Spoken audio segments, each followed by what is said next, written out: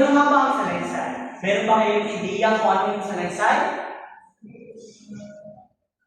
Kung wala, so ngayon atin siya ibabahagi sa inyo kung ano nga ba yung kahulugan ng isang salaysay. So ang salaysay ay isang matalinong pagtuturo ng sumulat tungkol sa paksa. So hindi lang ito patungkol sa pagsulat ng ganito, ganyan, kundi pagbibigay ng puro-puro na kung saan nakatulong at may suporta na nakabase sa katotohanan. Hindi lamang gumagawa ka ng salaysay ng walang dahilan o hindi na makatulong sa ating lipunan. So, ang pangalawa nito, ang kahulugan ng salaysay ayon kay Alejandro Gia Balida na ang salaysay ay pagsasalaysay ng isang sanay. Kaya ang sinumang sinulat nito ay nangailangan na may malawak na karanasan. So, dito din sa pagsulat natin ng ating salaysay, nagkakaroon tayo ng ideya hindi sa ating karanasan patungkol sa isang paksa o isang isyo o isang bagay. Dito tayo nagkakaroon ng ideya kung ano dapat ang nasusulat natin dito sa unang pa lang, sa pamagat, hanggang sa susunod na bahagi, hanggang sa katawan nito at hanggang sa conclusion ay pinag-isipan natin itong mabuti na kung saan sa bahaging katawan, nagkakaroon tayo ng mga ideya o sample na maibabahagi na nag-earth sa ating karanasan sa buhay. Ngayon naman, may mga elemento ang salaysay. So, may dalawang elemento ang salaysay. Una yung paksa at ang pangalawa yung kaisipan. Maaaring bang basahin kung ano ang paksa at ang kaisipan? Paksa ang tawag sa bahaging pinag-uusapan sa salaysay. Kaya naman ang tawag sa mga ideya na banggit na kaugnay o nagpapalinaw sa tema. So, ang dalawang elemento ng salaysay ay una yung paksa. So, ang paksa ay tawag sa bahaging pinag-uusapan sa salaysay. So dito, tinatalakay natin ang isang isyu na napapanahon sa ating lipunan na kung saan ay nagawa natin na nakabase sa ating mga karanasan sa buhay at nagkakaroon tayo ng isipan patungkol doon na kung saan nagawa tayo ng buong salaysay sapagkat ang ating sinusuportahan natin ang paksa na ibinigay natin sa guro upang bigyan din ang ganitong isyu o pangyayari sa ating lipunan. Pangatlong bahagi ng elemento ng salaysay ay ang layunin.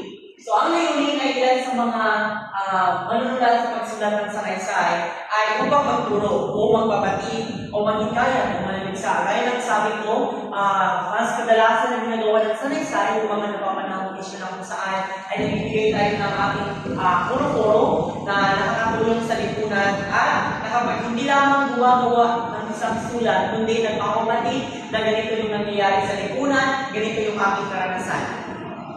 Ang pangapat naman ay ang paraan ng pagbubuo ng salaysay ay maaaring nagsasalaysay, naglalarawan o nakikipagtalo o nanghihikayat. So, sa ganitong paraan, mas inilaborin natin ang ating ideya patungkol sa isang paksa at mas natutulungan natin na mas mapaganda ang ating nagawang salaysay. Ngayon naman ay panglimang elemento ng salaysay. So, dito sa panglima, mahalaga na nagtataan ng buwikan ng tas ng wika at estilo. So, pagdating naman, may mga lugar tayo na kinabibilangan. Nagkaroon tayo ng iba't ibang identity. So, sa ganitong paraan, halimbawa, ang salaysay mo ay para sa mga kabataan na mga maybe early teenage pregnancy sa ganong mga issue. So kung gayon, yung mga salita mo, kasi may magagamit tayo ng mga salita dyan na kung saan maaaring nakaka-apekto sa kanilang pag-iisip o nakaka-apekto sa kanilang emosyon. So, sa ganong paraan, dapat salat-alang natin ang angkas ng wika at ang estilo na ating gagamitin upang mas malinaw natin na ipabatid na ito ang ating gustong iparating sa kanila na kung saan gusto natin makatulong at hindi tayo gumagawa lamang ng kwento. At ang pang-anim naman ay nilagtad ng kahulugan.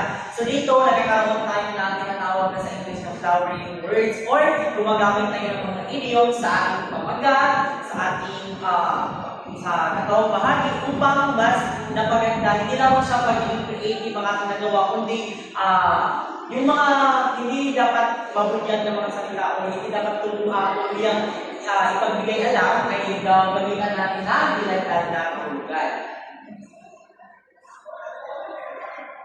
So ngayon ay nandaan tayo sa ang kababayan ng Taiwan, isang sanaysay, isang halimbawa ng sanaysay, ngayon at sa nakalipas na 50 taon na isinalin sa Philippine Nisyelas si Molina. Narito ang sanaysay, so gawain 1. So, naiintindihan ba ng lahat kung ano ang sanaysay?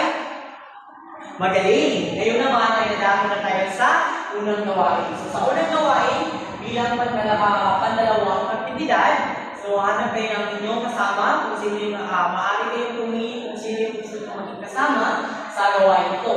So, ang gagawin nila ay basahin at unawain ang pinasipit na sanaysay sa pinakanabi ang magandang problema sa basura. So, pangalawa, tukuyin ang tatlong mahalagang isipan mula sa sanaysay. Gamit ang teacher, iugnay ang bawat katangian o isipan sa kaliwa sa inyong sariling pananaw mula o katangian naman sa kanan. Maghanda ng mahinig pagbabahagi na nakatuon sa isang isipan na may kaugnay sa inyong personal na moral. Narito post na lang tayo. Sa isang na natin ang gawin naman. Ngayon naman ay narito ang isang halimbawa ng isang sanaysay ang nakatungkol sa ang kababayan ng Taiwan ngayon at sa nakalipas na 50 taon at 50 taon. 50, di ba?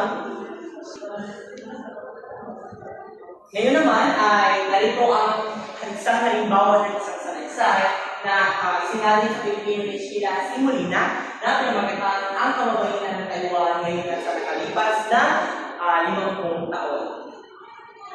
So ngayon, naiintindihan niyo na ba ang sanaysay? Magaling! So ngayon naman, ay hindi natin patatagalin pa at nadako na tayo sa ating unang gawain. So ang unang gawain, ito ay pangalawang aktibidad. So hanap na tayo ng parehas nyo na siyang galawan ng ating aktibidad na pagagawin. So ito ay patuloyin lamang ang tatlong mahalagang isipan ng sanaysay at ito ay patungkol sa problema sa basura. So sa gamit ng teacher, ito na yung isipan sa kaliwa, ano yung mga ideya ninyo at sa inyong mga sariling pananaw. Habang sa kanan naman ay ang moral o mga katangian. So maganda na may pagbabahagi na nakatuon sa isang isipan na may kaugnayan sa inyong personal na moral. So bibigyan lamang kayo ng 10 minuto para sa gawain ito at pagkatapos ay kukolektahin agad namin ng papel at kung hindi makapagsumitig sa tamang oras na ibinigay ay hindi na tatanggapin. Pwede na kayong hanap ng inyong pakarehas at ngayon ay magsimula na sa gawain. Magaling! So ngayon naman ay nadako na tayo sa pangalawang gawain. Pero bago yan, ano ba yung mga nararamdaman niyo sa una ng gawain? Ito ba ay mas natulungan kayo maintindihan kung ano yung sanaysay?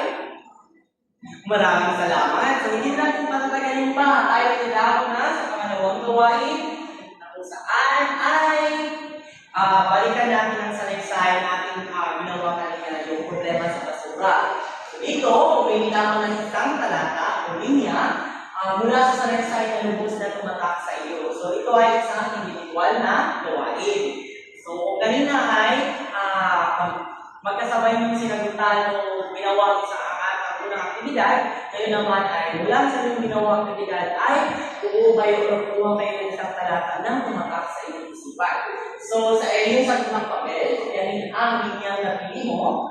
Sa ilalim nito, sumulat ng isang talata na hindi bababa sa 5 pangusap. Ito ay sasagutan sa buong papel at kung saan mo ibabahagi ang personal na karanasan na nagpapatunay na sumasaluhan o nagbibigay linaw sa kaisipan ng linyang napili. So, dito, bibigyan ko lamang kayo ng 10 minuto upang sagutin ang gawin ng isang ganitong aktibidad at isubitin sa tamang oras na ibigay. Pwede nila simulan ang gawain. Maraming salamat sa inyong kooperasyon at kayo naman ay Ngayon natapos na tayo sa ating unang at pangalawang gawain. So ngayon naman ay madako tayo sa pagtataya.